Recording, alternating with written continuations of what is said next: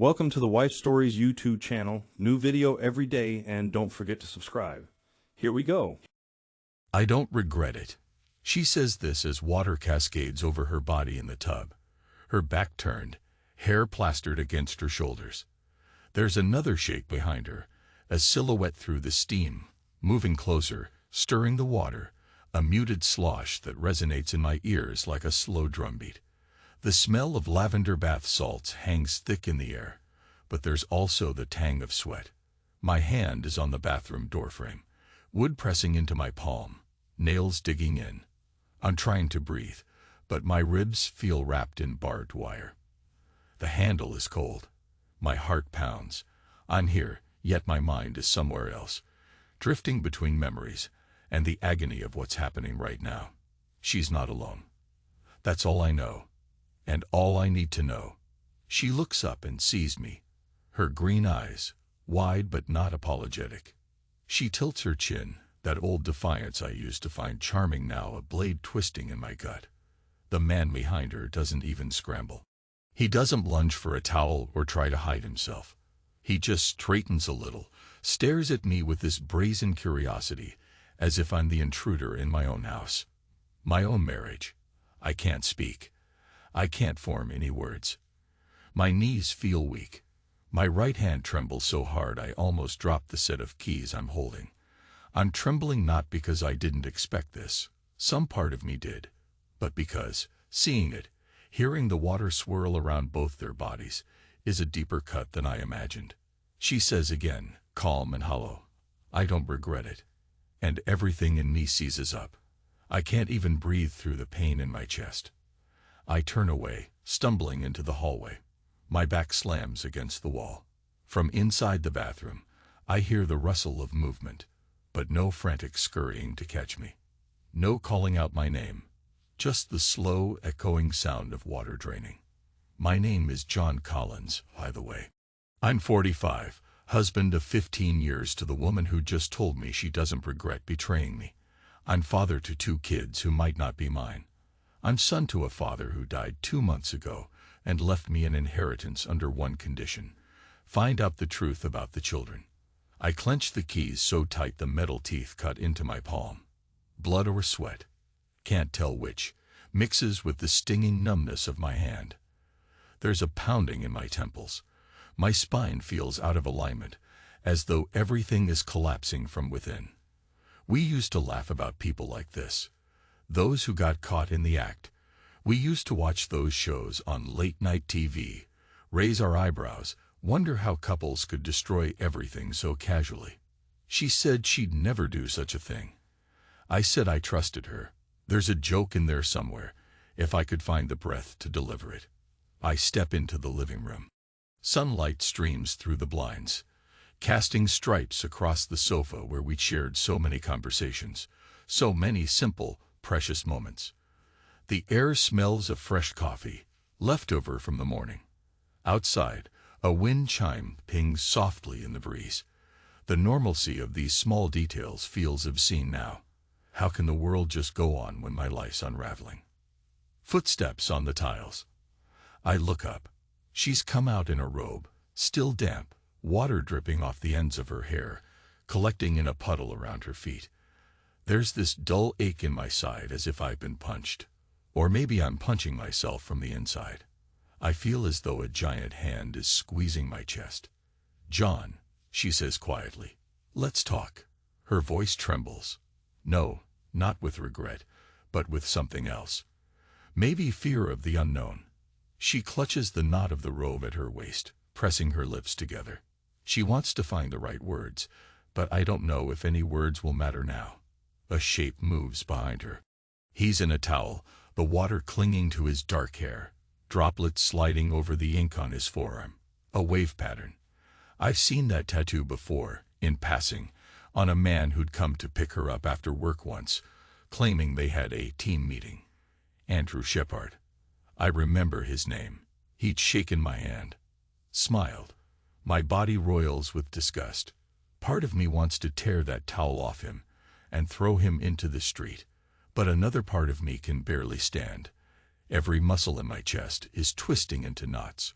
She glances at him, raises a hand to wake him away, and he, unbelievably, actually stands there for a second, as if uncertain whether to obey her or defy me. Finally, he steps back into the bathroom, presumably to collect his clothes. My gaze meets hers again. She's breathing hard, color high on her cheeks, but she won't avert her eyes. She always had that quality. Stubborn dignity, or maybe arrogant pride. "I told you everything weeks ago," she says, a hush in her voice. "I said I needed space. I said we weren't working. I told you all about my frustrations, how distant you'd become. We." I raise a hand, stopping her. Her words swirl in my head, but I don't want them right now. I'm not sure I can even process them. My chest feels tight. My father's voice echoes in my mind from beyond the grave. "You must learn the truth about the children." I remember the funeral. The casket was polished walnut, the smell of lilies drifting through the air in that hushed, artificial comfort of the mortuary. A stoic older attorney from my father's law firm handed me a sealed envelope right after the service. Inside was a note, scrawled in my father's shaky handwriting. "You'll get the inheritance once you know the truth about the children." It was such a bizarre statement. At the time, I thought he meant some genealogical quirk or something about my own childhood. But soon, ugly hints and rumors started surfacing. My father had known. Somehow, he suspected my wife's betrayal long before I did. I look at her now, and the inside of my skull throbs with tension. She said she told me everything. That's a lie. She never told me about him. She never admitted she'd taken him into our own bathroom. In the middle of the day, while the house was still warm with memories. She never said she'd brazenly run the bathtub faucet, fill it with lavender soak, and let him wrap his arms around her while I was gone. Yet here she stands, telling me she doesn't regret it. What do you want me to say? I ask, my voice hoarse, barely above a whisper. The dryness in my throat burns. You want me to comfort you. Applaud your honesty. She closes her eyes. John, I wait, but she can't finish that sentence. Of course not. Even she doesn't believe any of her justifications anymore. I turn, walk out the front door, ignoring her voice calling after me. My ribs scream with each step, as though twisted with razors. She's behind me. I can sense it, but I don't stop. I don't want to lash out. My fists are clenched. I need air.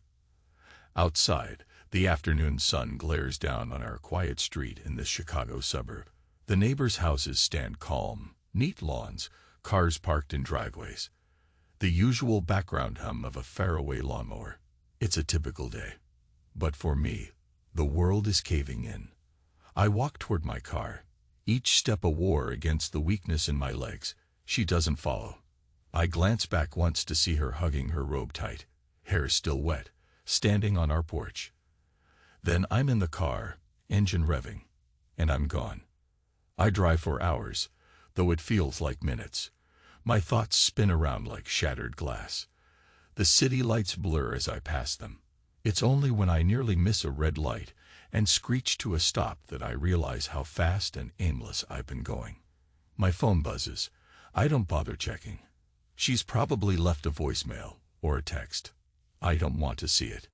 Every time I blink, I see the water swirling in the tub, droplets glistening on his shoulders, her eyes fixed on me. That line. I don't regret it. If she wanted to kill me, she couldn't have chosen a more precise bullet. Eventually, I drift onto Lakeshore Drive, the expanse of Lake Michigan shimmering on my left, the city skyline on my right. The air is cooler here, the wind off the lake carrying the smell of water and concrete. My father used to bring me here sometimes when we first moved from California to Illinois. He'd say, "John, whenever your heart is heavy, come look at the water. It helps you see how wide the world is. Wide, maybe, but also lonely." That's how I feel. Untethered, angry, hurt, and beneath all the betrayal, I hate that I still love her. I can't just shut it off. The father of my own fatherless childhood self is dead, leaving me this cryptic condition about kids who might not be mine. And everything lines up so well now it makes me sick. The sudden distance, the new coworker, the time she worked late, the migraines she used to fake just to avoid sharing a bed with me, the phone calls, the hush in her voice, the sense that something intangible was slipping through my fingers. We have 2 children, or I believed we did. A boy, age 12, a girl, 9. They're both at a friend's house for the weekend. My father's note implied I might not be their biological dad, or that one of them might not be. I told myself it was just a senile old man's confusion, but now I see it was something else entirely. He must have known. So this is the moment. The unveiling. The inheritance is worthless to me if everything else in my life is hollow. I grip the steering wheel and press my forehead against it as the traffic light turns red again. The beep of a horn behind me sends spikes of pain through my skull. I'm physically hurting. My lower back is seized up. My chest feels compressed. The base of my spine throbs. Stress, heartbreak, betrayal. It all has a price. I keep driving, eventually stopping at a cheap motel near the airport. The neon sign flickers in a half-hearted attempt to lure in travelers. I pay for a room. The corridor smells like stale carpet and cleaning fluid. Inside, the walls are washed out yellow, the air conditioner rattling. No matter. I slump on the bed, ignoring the sagging mattress, and stare at the ceiling. My phone continues to buzz every half hour. Eventually, I fumble it out of my pocket, glance at the screen. A text from her. Call me, please. Another. We have to talk about this. It's not how you think. Then one from him. John, I'm sorry you found out like this. Let's handle this calmly. The nerve of that bastard. I toss the phone on the nightstand. My body shudders. I close my eyes. I can't cry. Tears won't come. Instead, I only feel a weird, prickly dryness in my throat. I drift into a restless half-sleep. Late at night, I jolt awake to the phone vibrating again. For a second, I'm sure it's a nightmare. My father's coffin, that slip of paper in the lawyer's office, my wife in a tub with another man. Then I realize it's all real. The clock reads 2:47 a.m. My entire body aches. I fumble for the phone. It's a voicemail from my wife. I try to breathe, chest tight, and play it. John, she whispers, her voice trembling. Please come back. We need to talk about the kids. I can't. She trails off. Then there's a beep. She ended it. I stare at the phone in the darkness. The kids. They're still at their friend's place tonight. But tomorrow they'll come home expecting dinner, a normal Sunday routine. They don't know any of this. I feel a pang of guilt. Regardless of biology, I've raised them. They're my responsibility. And I swore I'd protect them. Maybe that's all that matters now. I get dressed, though I never fully undressed. My shirt is wrinkled, sweat-stained. My jacket is tossed over the chair. Every movement is stiff. I press a hand to my side, that deep muscle ache refusing to ease. My father's voice rumbles in my memory. The truth about the children. That old man, always so controlling. But maybe he was right to be suspicious. If he truly knew the extent of her betrayal, he was giving me a harsh gift. Clarity. By the time I'm back in my car, the pre-dawn sky is streaked with faint gray. I roll down the window, the crisp air biting at my face. My mind replays that bathroom scene, the water streaming down her collarbone, the hush in her voice, the presence of that man behind her. I want to hate her, but I hate myself more for still caring. I reach the house at dawn. The windows are dark, curtains drawn. The morning light silhouettes the tall hedges out front. I park by the curb, noticing her car in the driveway. My hands shake as I exit the vehicle. My spine spasms with each step. The exhaustion weighs on me. I open the door quietly. The living room is in disarray. A half-drunk glass of wine on the coffee table, scattered pillows. A single overhead light is on, dim. She's sitting in the armchair, wearing the same robe, hugging her knees to her chest. Her hair is mostly dry now. She looks up at me with red-rimmed eyes. "You came back," she whispers, voice husky. I don't respond. I step forward, toss my keys on the table. That clang echoes like a gunshot in the silence. She unfolds her legs slowly, sets her feet on the floor. "John, I never wanted you to find out like that," she says. "I've been trying to figure out how to talk to you for weeks. I knew the tension was building, but you never gave me a chance." I let out a bitter laugh. "A chance for what?" "To announce you're sleeping with someone else." My voice scrapes my throat. "Were you waiting for the perfect moment to say, 'By the way, I'm bringing Andrew into our tub tomorrow. Don't come home too soon'?" Her face contorts. She grips the armrests as if to steady herself. "You think I'm proud of this?" she asks, cheeks flushing. "You think I didn't wrestle with guilt day after day? My migraines, my stress, half of it came from living a double life. But you never listened to me. You never noticed the distance, or if you did, you pretended it wasn't there. You were always at work, or too tired, or buried in your father's estate drama. You never asked me how I felt." I laugh again, but it's hollow. "And that justifies screwing him in my house." She closes her eyes, as if I stabbed her, then forces them open again. "I'm not justifying anything," she says. "I'm explaining that I tried to reach you." "I tried. You locked me out." "I locked you out," I repeat, cynicism dripping from my tongue. "So you let him in." "Perfect." She rises from the chair, letting the robe slide off one shoulder before clutching it back in place. I sense her trembling. The overhead light flickers, or maybe I'm dizzy. My side throbs. Our bedroom door is down the hall, closed. I can see the reflection of the morning sun in the mirror above our bed. Yes, that damned mirror I placed there out of my own sense of twisted satisfaction, wanting her to see herself, see what she was doing to me. Lately, she avoided the bedroom altogether, or so I thought. She swallows hard. "There's more you need to know. The kids." I hold up a hand. "Stop." She stops. My eyes fix on her. "Are they mine or not?" I ask. Simple words, laced with the dread that's been haunting me since my father's funeral. She exhales shakily. "Yes. They're yours, John. I never doubted that. This thing with Andrew. It's..." She trails off, blinking tears. "It's been for a few months, not years. The children, they're yours."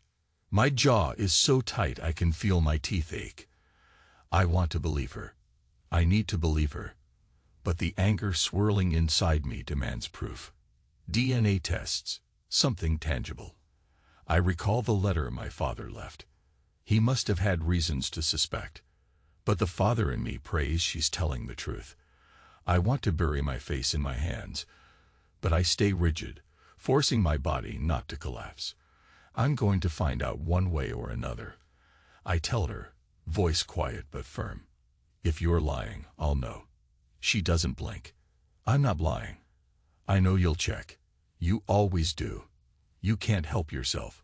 You investigate. You analyze. You pick apart the world to find the facts.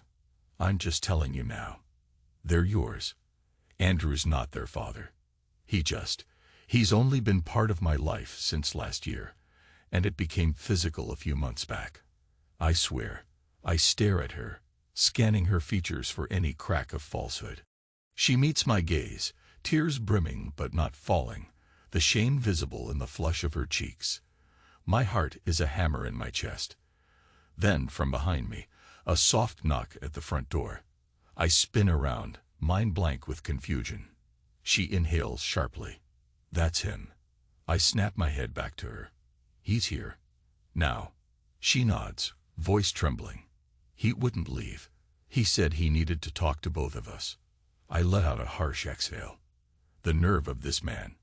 My fists clench, my side pulses painfully. "Let him in, then," I rasp. Part of me wants to throttle him on the spot. Another part of me wants answers.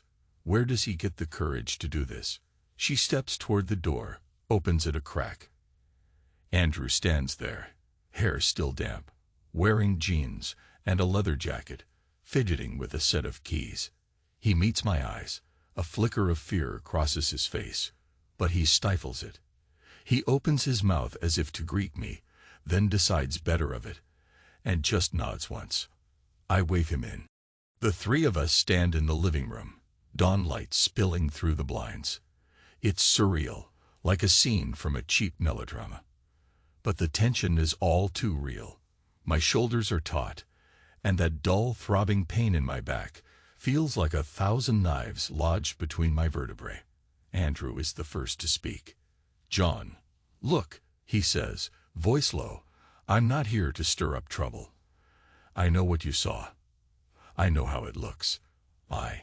He hesitates, raking a hand through his hair. "I care about Rebecca. But I didn't want it to happen like this. Like this," I think bitterly. As if there's a neat, polite way to reveal your affair with a man's wife. "You've got 5 minutes," I say, my jaw clenched. "Then I want you out of my house." He nods, swallowing. He glances at Rebecca, who folds her arms over her chest. She doesn't intervene. She seems resigned. So he begins to talk. He says he met her through work, that it started with shared creative projects, long nights brainstorming in the agency's conference room, casual dinners that turned intimate. He insists he never intended to break up our family. He claims he believed Rebecca when she said the marriage was already broken, that she was trying to leave. "I told her," he says, stumbling over his words, "that if she was done, she should just say so, finalize it, and not string you along." I encouraged her to be honest. I bite back a savage laugh. Honesty. Right. Andrew looks me in the eye, an odd earnestness in his expression. "I came by to make sure she was okay. After you left, she was in shock. I stayed with her. That's all." I flick my gaze at Rebecca. "You wanted him to stay with you." She shrugs weakly. "I didn't want to be alone." My stomach twists. My father's funeral replaying in my head. That Dan note in his will. The swirl of confusion and anger, how it's built up these last few weeks as I realized something was off. And now, standing here at sunrise, facing a man I barely know, hearing him proclaim how it all happened, I can't keep my voice from shaking. "Get out," I say to Andrew, stepping forward. "Get out before I lose whatever sliver of composure I have left." He holds up his hands, nodding. "I'm sorry," he says again, then turns to Rebecca. His gaze lingers on her for a moment, some silent communication passing between them. She doesn't speak, so he walks out quietly. The door clicks shut. She and I stand in the living room. The silence drips like a leaky faucet. Finally, she rubs her forehead. "I'm not proud of anything," she repeats. "But I couldn't. The way we were living, John. We were strangers." I don't respond. My mind is replaying every sign I ignored. Her late returns, her forced smiles, the trembling in her voice when I tried to kiss her, the stilted movements when I touched her. My father's suspicious questions months ago, asking me if I was happy, if I ever wondered about my wife's work schedule. I chalked it up to his old age and meddling. He must have known. "We'll do a test," I say at last, my voice cold. "Paternity. For both kids." My heart constricts at the thought, but I have to do it. "If you've told me the truth, then fine. We'll settle the rest of it. If you lied about them, I swear." I pause, feeling the tension coil in my shoulders so fiercely it almost cripples me. "I swear I'll make sure you pay." She nods, tears glistening in her eyes. "They're yours," she insists quietly, voice cracking. "I'll do whatever you want to prove it." I look away, not trusting myself to speak. My reflection in the living room mirror stares back, dark hair disheveled, face pale, eyes rimmed with sleepless hollows. A man undone. I remember how we once sat on this very couch, planning a vacation to Florida, daydreaming about taking the kids to Disney World. It's all turned to ash. The next few days are a blur of logistic chaos. Test appointments, phone calls, silent dinners. The kids come home, chattering about their sleepover. I force a smile, clench my fists under the table, and endure the small talk. Rebecca does the same. We barely look at each other. My lower back remains in a near-constant spasm. Sometimes I have to step outside and stretch against the porch railing just to keep from collapsing. She tries to talk to me at night, but I pretend to be asleep. I can't stand lying next to her, can't stand the memories of water sloshing in that tub. She eventually moves to the couch, where she tosses and turns. I hear her muffled sobs around midnight. I feel guilt gnaw at me, but I can't comfort her. My father's words echo. You'll get the inheritance once you know the truth about the children. That's the only anchor in this storm. Find out the truth. Everything else is background noise. She begs me not to mention any of this to the kids until we have results. I agree, not because I'm protecting her, but because I don't want them traumatized. They're old enough to sense the tension, but they haven't asked direct questions. The boy, though, watches me with a curious gaze. He sees my stiff movements, hears my sharp tone when I answer. I keep reminding myself, he's my son. She said so. But I feel the seed of doubt stuck in my throat like a thorn. 3 days later, the paternity results arrive. Both children are mine. 99.99%. I stare at the paper in my office, my shoulders sagging with relief. My father was wrong, or else Rebecca's betrayal was recent enough that the timeline didn't overlap with the children's conception. I hate him for planting that doubt in me, but I hate myself more for letting it fester. I go home that evening. The air is stale, the windows close. I walk into the living room, find her perched on the edge of the couch, hands clenched in her lap. She looks up. I hold out the envelope. They're mine, I say. She lets out a shaky breath, tears sliding down her cheeks. I told you, she whispers. They're yours. Then why the hell would my father imply otherwise? I ask, voice raw. She sniffles, shrugs. He saw us drifting apart. Maybe he suspected something was going on. Maybe he wanted to warn you before it was too late. I don't know. But I'm glad you know the truth now. I stand there, the tension coiled in my muscles, refusing to leave. I might have clarity on the kids, but everything else is still in flames. She's still in love with someone else, or at least in lust with him. She's broken our vow. The father who once guided me is gone, leaving only bitterness behind. And me. I'm just a man with a battered body, an inheritance I no longer care about, and a family that might be shattered beyond repair. Time warps in the weeks that follow. There are depositions at the attorney's office regarding the estate.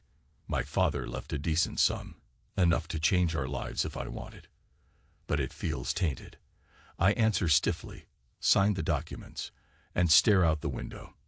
My side throbs relentlessly, a constant reminder of the tension. Rebecca tries to apologize, tries to reestablish some form of communication, but I can't get past the images burned into my mind. She begs me not to lock her out of the kids' lives. She confesses she ended things with Andrew. She pleads for therapy, for a chance to rebuild. I remain silent. My revenge is simpler. I give her nothing. No anger, no yelling. Just cold distance and emotional exile. Each day, I wipe away a piece of her existence in my routine. Photos taken down, wedding albums shoved in a box. She notices, but she rarely has the courage to say anything. Her hair grows limp, her features drawn. It's like she's aging before my eyes. She finds me in the bedroom one night, rummaging through the closet. I've installed a mirror above the bed, an odd choice, I know. But some twisted part of me wants her to see how she looks. A woman who once teased me with playful eyes, who now stands there gaunt, haunted by her mistakes. She stares at her own reflection with dread, remembering the nights we once laughed in this bed, the mornings we held each other. I see her swallow hard, as if she can't recognize herself anymore. I'm leaving tomorrow for a business trip. I tell her stiffly, grabbing a suitcase. I'll be gone the weekend. She hesitates, crossing her arms. Where? She asks softly. New York, I lie. Actually, I'm driving up to Wisconsin, renting a small cabin just to be alone. I can't keep living in the same space with her. It's suffocating. She glances at the mirror again. Can we at least talk when you get back? I don't answer. I zip my suitcase and walk out, ignoring the tears gathering in her eyes. I find that isolating myself in a remote cabin doesn't bring much solace. There's a chill in a Wisconsin autumn air. The lake outside the cabin ripples with a cold wind. Each morning, I wake up stiff, the ache in my back intensifying. I pace the porch, trying to stretch out the tension, but it's not just physical. It's in my mind, too, knotted with anger and grief. The memory of her moaning under the faucet, the sight of his tanned shoulders behind her. These images flare up like wounds that refuse to heal. On the second night there, I open a bottle of bourbon my father had once gave me, some fancy label I never bothered to try. I sit on the wooden steps, swig from the bottle, and stare at the starless sky. I remember random flashes of my father's voice, the lessons he taught me, his stern disapproval. Why did he have to tie the inheritance to such a puzzle? Why not just confront me directly? Maybe he didn't trust me to believe him. Maybe he knew I'd ignore his warnings. I punched the porch railing in frustration, the splintered wood scraping my knuckles. Tears finally come, scalding hot on my cheeks. I wipe them away angrily, cursing the universe, cursing him for dying, cursing her for betraying me. I can't deny that a part of me still wants to hold her. After all we shared, kids, a life, 15 years of inside jokes. How do I cut that out of my soul? The next day, I can barely straighten my back. Every muscle in my spine is on fire. I realize that carrying this hatred is literally crippling me. So I pack up, throw everything into the trunk, and drive back home. I have no plan, no grand gesture, just the sense that I can't run from this anymore. When I arrive, the kids are at school. She's sitting in the kitchen, hands around a mug of coffee, eyes red from crying. As I step in, she stands uncertainly. John. I don't speak. I move past her to the bedroom, open the closet, and see the box with our wedding album. I heave it out. She follows me, voice shaking. What are you doing? I ignore her, rummage until I find a small mirror we once used for decoration. I place it on the nightstand, angled toward the bed. My reflection stares back. I look half feral, unshaven, exhausted. I notice her reflection, too. Thin, hollow, a woman consumed by regret. Then I step away and stare at her. She's trembling. John, please talk to me, she says, her voice a near whisper. I swallow hard, feeling the ache in my chest. I can't keep doing this, I manage. I need you gone. She flinches, tears springing to her eyes. What do you mean? I say quietly, pack your things and leave. The kids can stay with me. I'm not divorcing you yet. Not until I figure out the next steps. But I can't look at you every day without feeling I'm suffocating. Her shoulders shake. Where will I go? I shrug. Andrew's place, a hotel, your parents. I don't care. You broke this marriage. Now live with the consequences. The cruelty in my tone makes me flinch inwardly, but I can't stop. I see the heartbreak in her eyes. She sinks onto the edge of the bed, tears streaming, hands shaking. She nods slowly, as if absorbing a blow. All right, she says in a broken voice. I'll leave. Then she bows her head. Her hair curtains her face. But you should know, she whispers, I never stopped loving you. I got lost.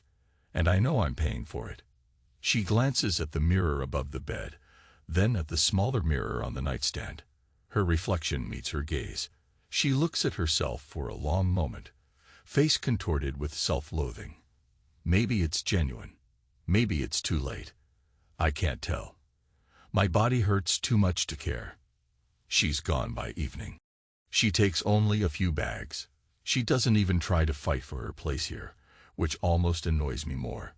She just surrenders. The kids come home, confused about why mom's not around. I tell them she's staying with a friend. They sense the tension but don't push it.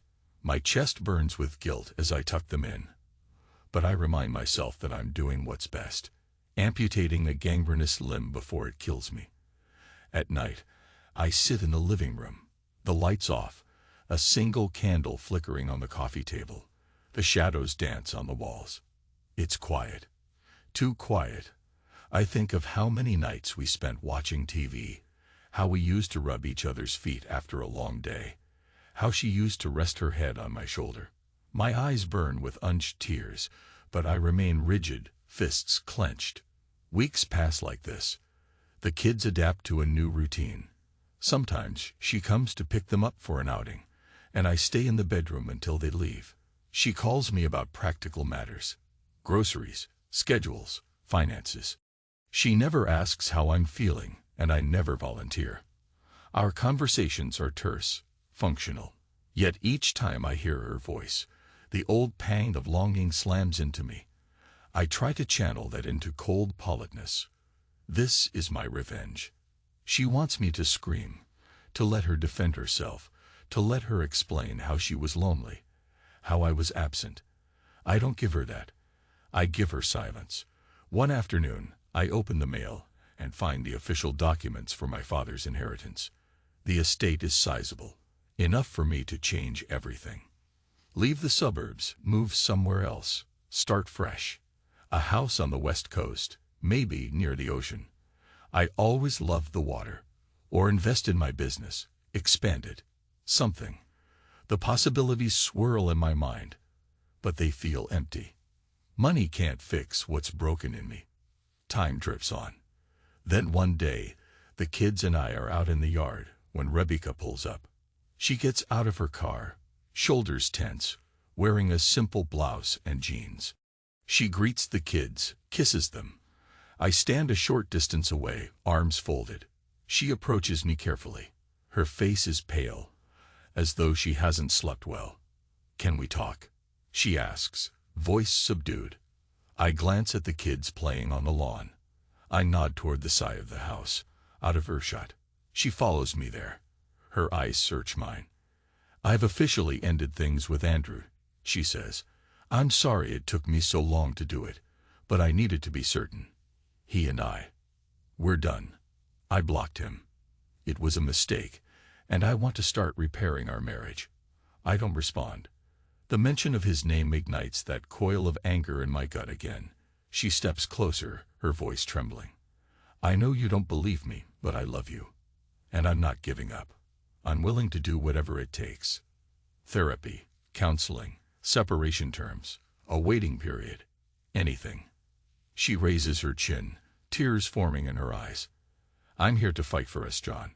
I stare at her, my pulse pounding in my ears. Part of me wants to bury my face in her hair and breathe her in. Another part wants to recoil. The memory of that day in the bathroom still saturates my mind. Her wet shoulders, the shape of his body behind her. Then, in an abrupt wave, something inside me shifts. I realize the kids deserve more than a father who's paralyzed by bitterness. My father died a bitter man, apparently harboring secrets. I don't want to end up like him. But I also don't know if I can forgive her. "I don't know," I say quietly, voice raw. "I can't see a future for us. Not yet." She nods, tears spilling out now. I understand. Some weeks later, I find myself in the attorney's office again, finalizing the inheritance. The attorney is a stern, older man with half-moon glasses perched on his nose, the faint scent of old books and cologne around him. He slides papers across the table. I sign. With each scratch of the pen, I feel the weight of my father's expectations. Then it's done. I am a wealthier man, but no more whole. That night, I make arrangements for the children to stay with Rebecca. They're excited to spend time with her. She got a small apartment across town. I say goodbye to them, wave as they drive off. The house is silent again. I wander to the bedroom, the reflection of that overhead mirror mocking me. My father's picture is on the dresser. I pick it up, study his face. He always had the same stern line of the mouth, the same dark eyebrows. For a moment, I imagine him glaring at me, as though demanding, "Are you satisfied, son?" I fling the picture into a drawer and slam it shut. I file for legal separation. I can't bring myself to file for divorce yet, though. A small part of me is still stuck, uncertain, unwilling to destroy everything in the children's eyes. Rebecca receives the paperwork without protest. She calls, voice shaking. "Is this final?" "Not yet," I say, but a step. A short silence. Then she whispers, "Okay." That night, I dream of the ocean. The waves are dark, the sky marbled with storm clouds.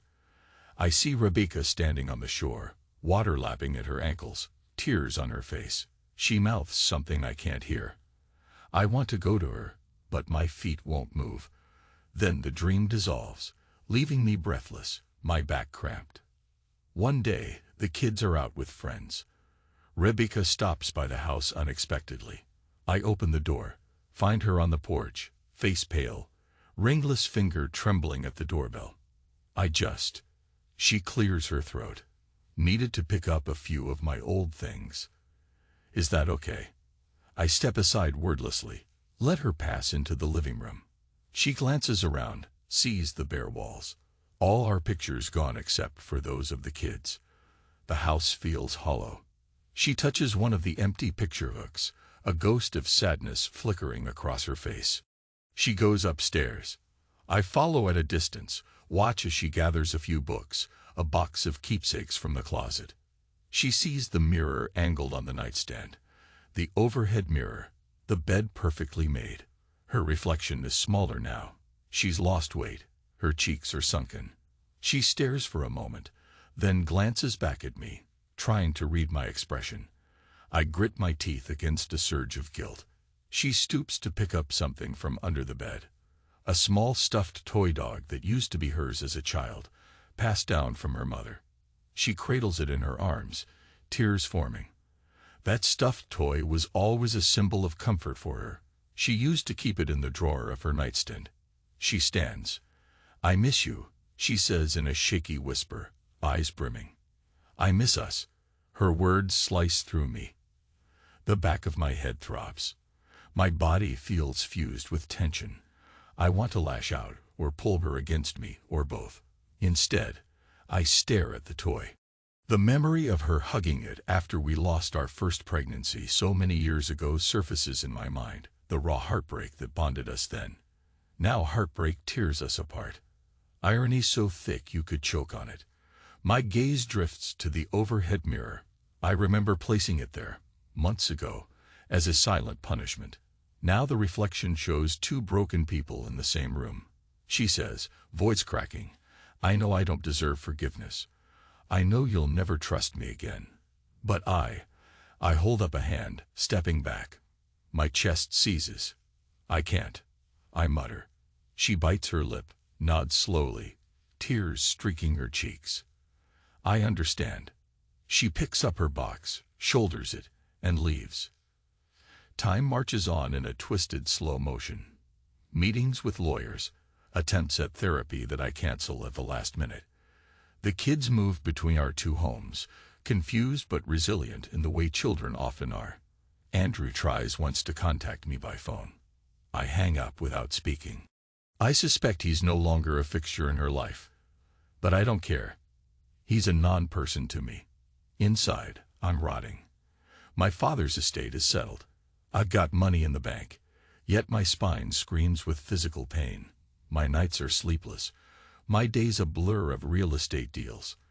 My employees sense something off. I'm curt with them. Business is stable, but my soul is not. One evening, I find the old note from my father in a drawer. "You'll get the inheritance once you know the truth about the children." I realize that even if the kids are mine, the deeper truth is that I was fooling myself. He was warning me about the fragile state of my marriage, the illusions I held. Now that illusion is gone. A final confrontation. It comes unexpectedly. Late on a Sunday, Rebecca appears. The kids are asleep upstairs. She stands in the living room doorway, hair down, wearing a plain coat, eyes raw. I'm about to tell her to leave, to come back another time. But she shuts the door behind her, steps forward, and kneels in front of me while I sit on the couch. The tension in my chest is palpable, each breath a small war. She places her hands on my knees gently. I almost jerk back, but something in her eyes pins me in place. "John," she says, voice firm despite the tears, "I've done all I can to show you I regret what happened. If you want me to disappear, I will. But I need you to hear me out once more." I swallow. The pain in my back intensifies, but I don't move. She takes that as permission to continue. "I messed up," she says. "I reached for someone else when I should have reached for you. I was lonely, but that's no excuse. I can't take back the day you walked in on us in the bathroom. I can't erase that. But my feelings for him were never stronger than my love for you. It was a stupid, selfish escape. I own that, and I'll carry that guilt forever." She squeezes my knees. "I'm not asking you to love me now. I'm asking you to let yourself feel whatever you need to feel, even if it's anger and hate, because this coldness, it's killing us both. If you need to scream at me, do it. If you need to cry, do it. If you want to break things, I'll clean up the mess. But don't lock me out and kill yourself inside." My eyes burn. My throat tightens. The part of me that's been craving release roars to life. I feel tears building, but I fight them.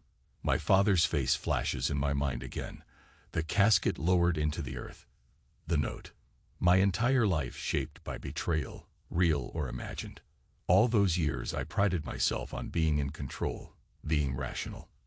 And now, I let out a low groan, pain shooting up my spine, and I snap. My fists pound the couch cushion. I hunch forward, letting out a guttural cry I didn't know I was holding. She doesn't recoil. She grips my shoulders, takes the storm of my rage. I gasp for air, a shaking, broken sound. Then tears pour down my face. I never cried at my father's funeral. I never cried when I discovered her infidelity. But now it comes in a flood. She cradles my head against her shoulder, her tears mingling with mine. We sit like that for what feels like ages, both of us trembling. When it subsides, I slowly push away, wiping my face with the back of my hand. She's kneeling there, eyes swollen, her hands still on my shoulders. "I don't know if I can forgive you," I whisper, voice cracked. "But I can't keep living like this either." She nods, tears slipping down her cheeks. I know. Silence stretches. Our breathing is ragged, but calmer now. Outside, a breeze rustles the hedges. The wind chime pings softly. I look at her, exhausted. "I can't promise we'll ever be what we were." She swallows. "I don't want to be what we were. I want us to be better. But if that's impossible, then at least we tried."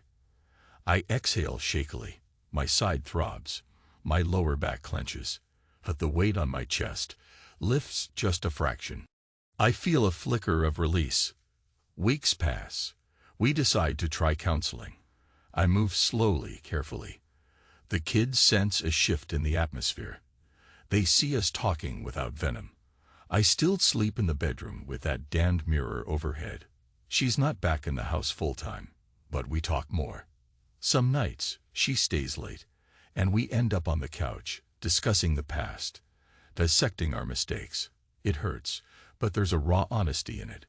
During one session, she apologizes again for the bath scene. The therapist wants me to talk about the physical pain. I confess my back has been in agony for months. The therapist suggests it's psychosomatic stress. I half scoff, but Rebecca looks at me with concern. That night, she gently massages my shoulders.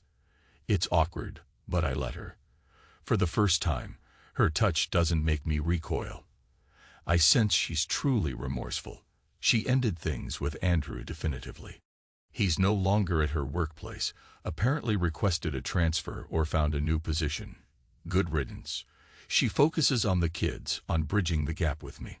I still can't muster affection, but I also can't find the strength to push her away. The father's inheritance sits in my account. I could run, but I stay. Eventually, we talk about the day I walked in on them.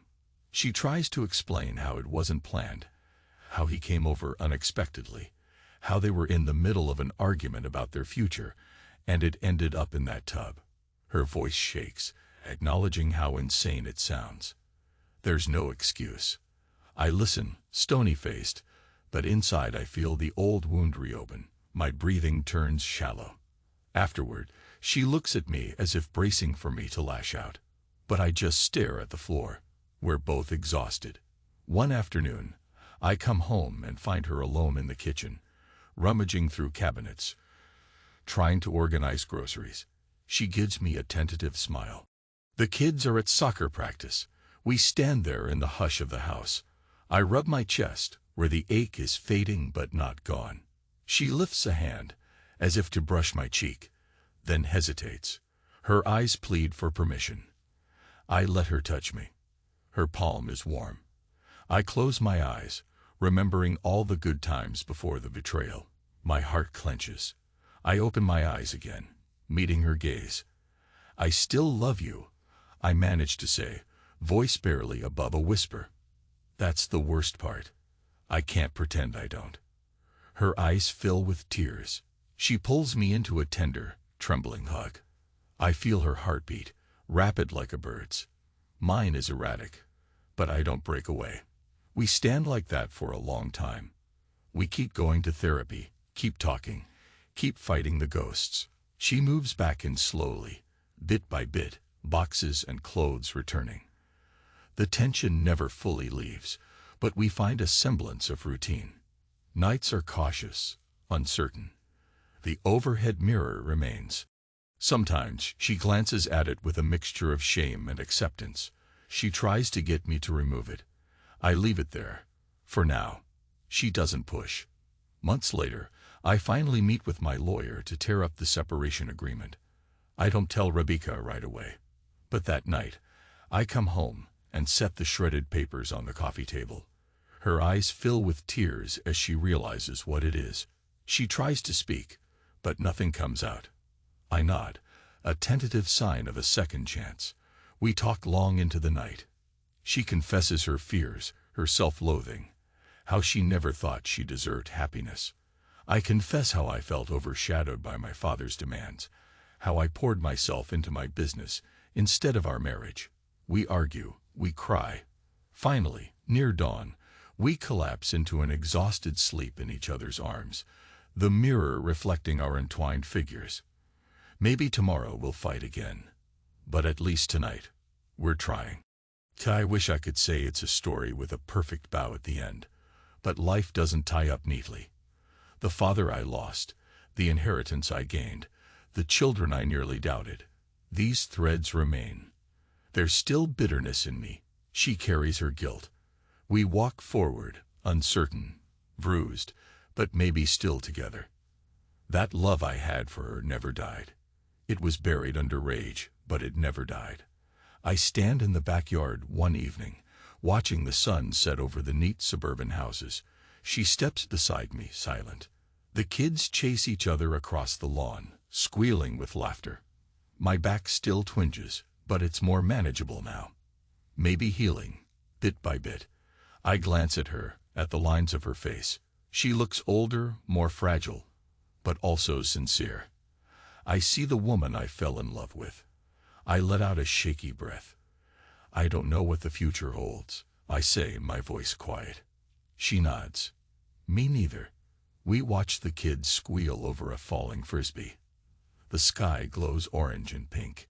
The breeze ruffles our hair. She tentatively reaches for my hand, and this time I let her take it. We stand like that, the sun setting on a day that felt impossibly long, on a season of pain, betrayal, and the faint hope of redemption. There's no neat conclusion, no sudden dawn of perfect joy. But in my heart, something settles. It's not forgiveness, not yet. Maybe it never will be. But it's acceptance that I love her still, and I won't let the ghosts devour me. She and I head back inside eventually, calling the kids in for dinner. When darkness falls, she and I climb the stairs toward the bedroom. She pauses in the doorway, glancing at the mirror above the bed. She looks back at me questioningly. I meet her gaze. My chest tightens. I step forward, flick off the overhead light, leaving just the soft glow of a bedside lamp. Our reflections fade into shadows. She murmurs, "John." I don't speak. Instead, I let her guide me to the bed. We sit, her hand resting lightly on my thigh. The muscle memory of my rage flickers, but I push it down. My father's memory, the inheritance, the swirl of old resentments, they're still there, but maybe they don't own me anymore. She exhales. Then, in the hush, we lie down. I stretch my aching back, focusing on my breath. After a time, I feel her warm breath near my ear. "I'm sorry," she whispers.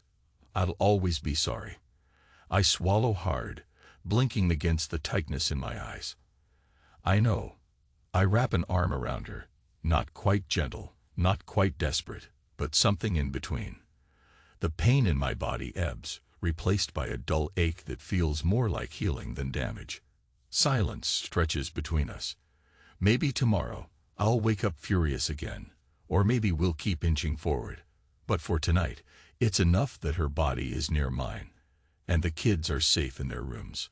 I can feel the slow rise and fall of her breath, the persistent pounding of my own heart. I'm not sure if the final act of revenge is simply living with the knowledge that she'll carry her guilt forever, or if it's letting go, piece by painful piece. Maybe both. Maybe revenge is a cold place, and I've lived there long enough. Now, at least for this moment, I'm in our bed, in the dark, listening to her heartbeat, not thinking about the man in the tub, not hearing the echo of water. One breath at a time, I let the memory slip away. I won't forget it, but I won't let it define me either. And as the house settles into silence, my eyes close, drifting at last into a restless sleep. I still ache, but for the first time in a long time, I feel something close to calm. A cold calm, yes, a battered calm, but calm enough to rest, and that, for me, might be the only victory I need tonight.